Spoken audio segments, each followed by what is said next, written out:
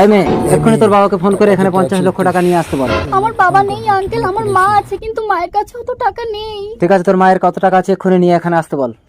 Hello মা, তুমি টাকা নিয়ে গোলপোতায় এসো, আমাকে কিডন্যাপ করেছে। চল, তোকে কোথাও লুকিয়ে রাখি, নইলে তোর মা টাকা না এনে আমার সাথে চালাকি করতে পারে।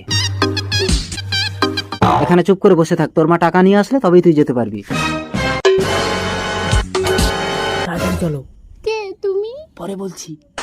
এটাই তো গোলপোতা, কই আমার মেয়েকে দেখছি না তো। দিদি! হ্যালো, নম্রতা? কৈলাস, তার মানে স্থিতি আমাদের মেয়ে?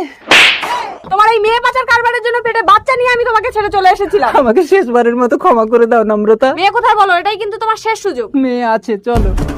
স্থিতি এখানেই তো রেখে গেছিলাম। Hello police. আমার নাম নির্ণয়, তুমি আমাকে বিয়ে করবে? না, আমি মায়ের কাছে যাব। এই কি হচ্ছে এখানে? না না, কিছু না, আমার